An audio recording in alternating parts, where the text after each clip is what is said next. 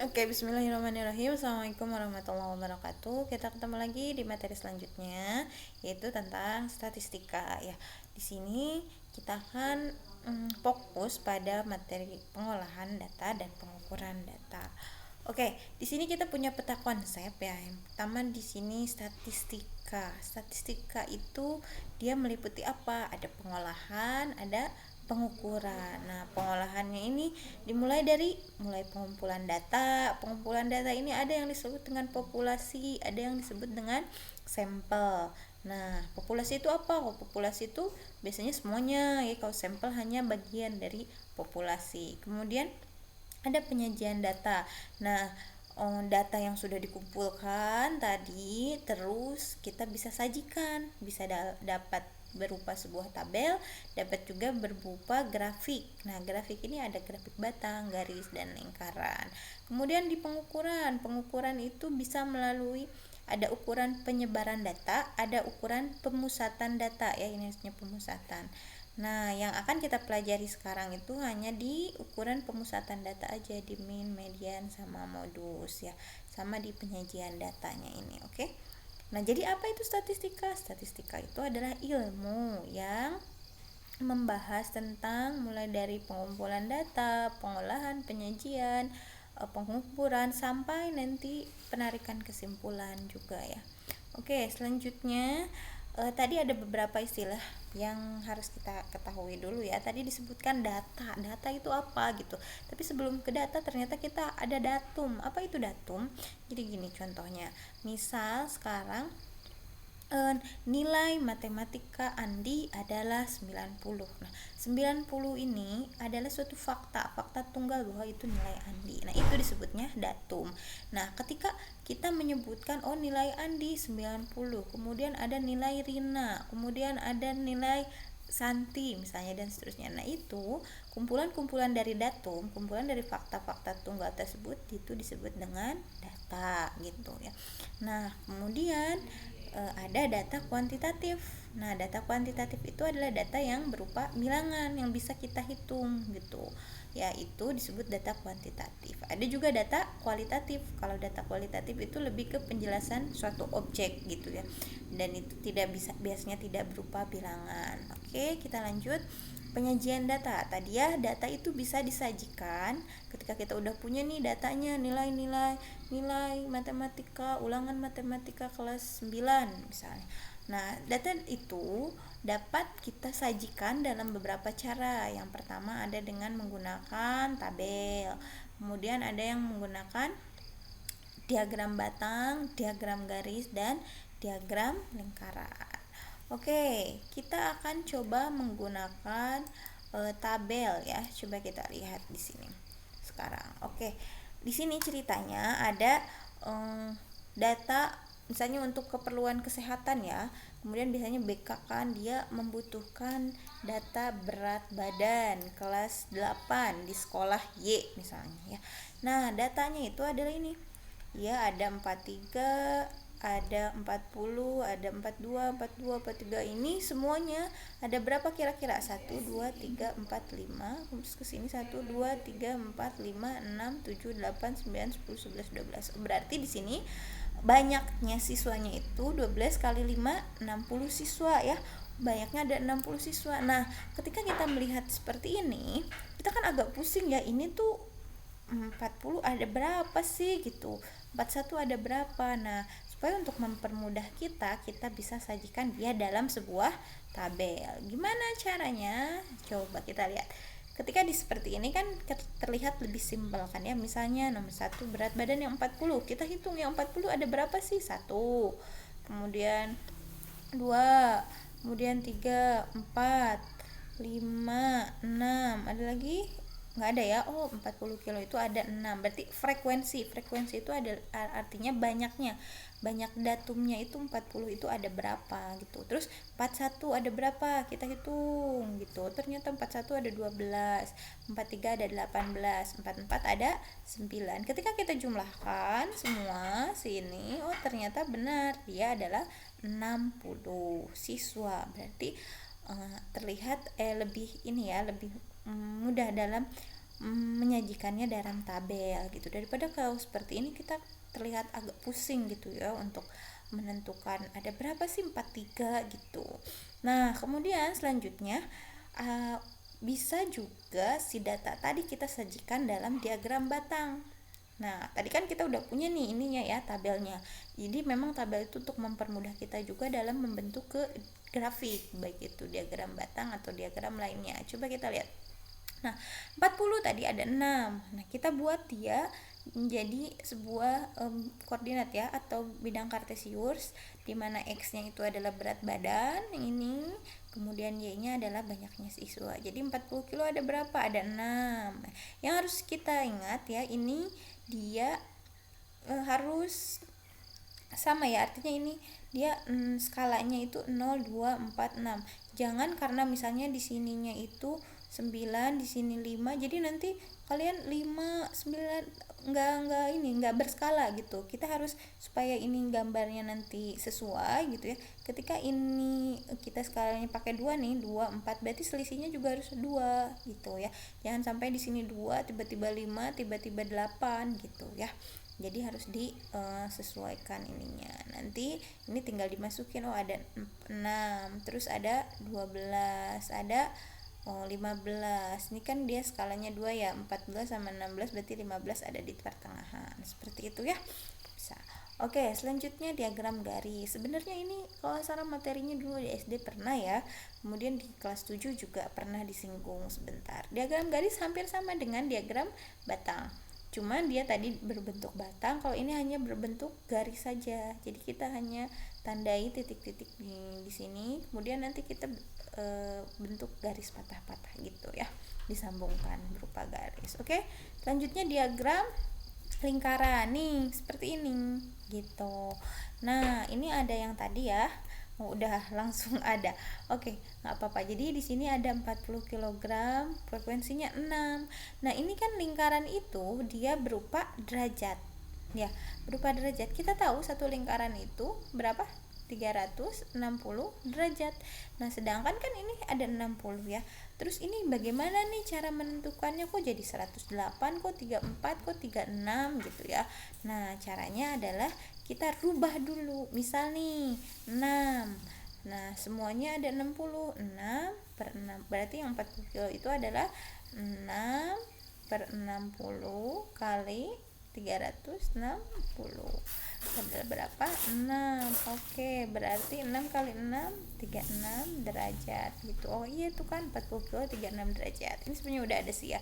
40 itu berarti 6 per 60 kali 360, 36. Kalau yang 12 yang 41 kilo ada 12 per 60 kali 360, jadi sama dengan 72 dan seterusnya gitu ya.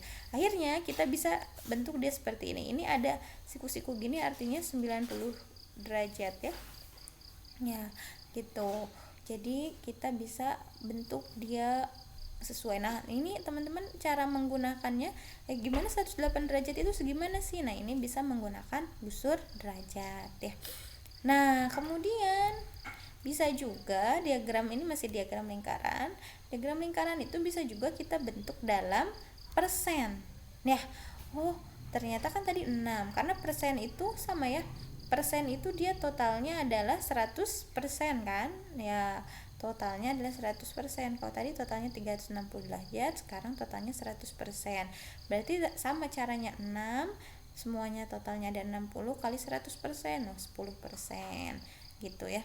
Kemudian 41 ini 12 per 60 kali 100%. Dapatlah ini ya. Oke, itu tentang penyajian data. Jadi penyajian data bisa berupa tabel. Nah, tabel itu merupakan modal awal kita untuk selanjutnya membuat grafik, apakah itu dia berupa diagram lingkaran, diagram garis ataupun diagram batang ya. Nah, selanjutnya ini ada pengukuran data. Di sini ada pengukuran data yang akan kita bahas. Dia adalah penyajian data ya. Pemusatan data, ukuran pemusatan data. Ada min, ada median, ada modus. Apa sih dia? Coba kita bahas satu-satu. Pertama ada min. Min itu biasanya kalau dalam bahasa kita itu dia adalah rata-rata ya. Oke. Nah, coba kita masih menggunakan data yang tadi ya. Kita akan cari rata-ratanya berapa sih gitu. Nah, rata-rata itu apa? Kan ini ada 60 siswa nih ya. Terus dia kan beratnya beda-beda. Berarti kita bisa menyebutkan oh rata-rata berat badannya itu berapa sih sebenarnya gitu. Nah, ada rumusnya ya. Ya, rumusnya adalah rata-rata itu atau min itu adalah jumlah datum per banyak datum. Jumlah datum apa maksudnya? Jadi kan tadi tuh datanya tuh ada 60 ya. Kita jumlahkan semuanya tuh. Tadi yang ada banyak tuh yang ada 5 baris, 12 kolom itu kita jumlahkan semua. Nah, karena kita udah bentuk tabel, kita justru bisa memudahkan kita untuk tidak menghitung satu-satu, tapi kita kan 40 kan ada 6. Berarti ya udah 40 kali 6 untuk menghitung jumlah ya. Kemudian 41 kali 12, 42 kali 15, ini kita kalikan, nanti kita jumlahkan berapa gitu. Itu adalah jumlah datum dibagi banyak datum. Banyak datumnya ada berapa? Ada 60. Jadi kalau kita tuliskan seperti ini ya, 40 kali 6 ditambah 41 kali 12, kita jumlahkan semuanya dibagi 60. 2532 dibagi 60 dapat 42,2 kg. Oh, berarti rata-rata berat badan di kelas 8 sekolah Y itu adalah 42,2 kg. Oke, selanjutnya bisa dipahami ya. Itu min. Selanjutnya kita ada modus. Apa itu modus ya? Modus dalam matematika di sini bukan modus yang biasa kita kenal ya. Di sini ada modus merupakan datum yang sering muncul dalam kelompok data yang dikumpulkan. Coba maksudnya apa? Misal di sini ada tadi data yang tadi 40 ada 6, 41 12, 42 15, 43 18, 44 9. Nih yang paling sering muncul atau datum yang paling banyak itu berarti apa? Oh, berarti 43 dong ya. Karena 43 itu ada 18. 40 kan cuma ada 6, 41 12. Berarti yang paling sering muncul, artinya yang paling banyak gitu ya. Berarti artinya modusnya itu sama dengan berapa? 43 ya. Jadi bukan 18-nya tapi datum yang paling banyak itu siapa? Oh, 43 kilo. 43 kilo karena ada 18 cuma banyak-banyaknya gitu ya. Bisa dipahami ya? Oke. Yang terakhir itu ada median. Apa itu median? Median itu bisa juga disebut nilai tengah ya. Nilai tengah. Nah, itu apa sih? Median itu definisinya merupakan nilai titik tengah suatu data setelah datum terurut dari kecil ke besar. Nah, jadi syarat utama kita untuk menentukan median, karena median itu nilai tengah, artinya berarti yang ada di tengah-tengah. Syaratnya itu dia harus terurut dulu dari yang kecil ke yang besar. Jadi kalau misalnya nih ada data 6, 5, 7, 9, 10. Nah, nilai tengah itu kan berarti yang ada di tengah-tengah. Ini ada 5 ya, berarti nilai tengahnya yang di sini kan di tengah. Nah, tapi ini datanya belum terurut, jadi kita nggak boleh menentukan 7 gitu, belum tahu, harus diurutkan dulu ya. Nah, meskipun memang nanti jawabannya misalnya 7, tapi kita harus diurutkan syarat utamanya ya. Oke, nah untuk menentukan median itu kita bisa bedakan apakah datanya ganjil atau genap. Artinya banyak datumnya ganjil atau genap. Coba kita lihat.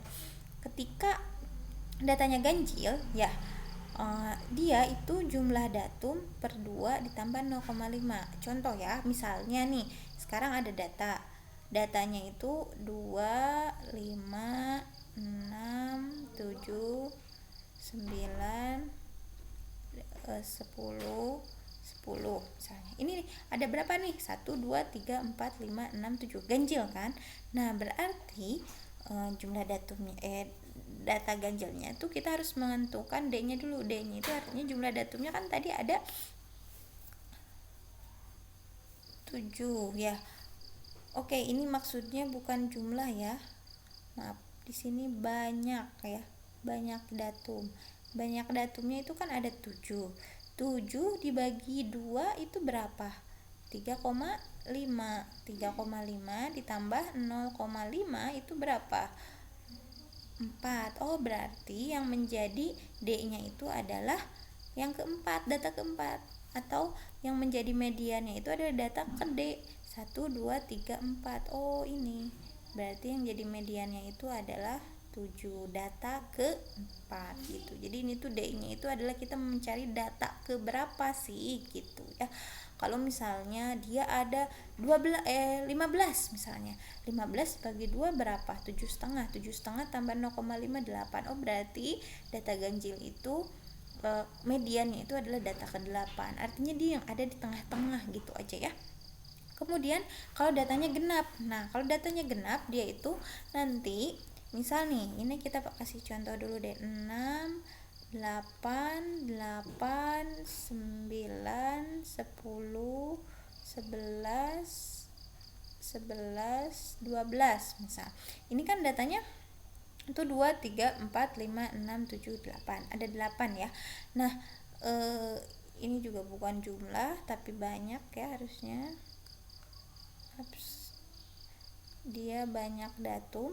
Oke, banyak datumnya ada berapa tadi? Dia ada 1 2 3 4, ada 8. Berarti 8 bagi 2 4 ya, 4. Kemudian berarti D1 nya 4. Kemudian D2 nya dia D1 tambah 1 D1 tambah 1 itu 5 ya, ke-5.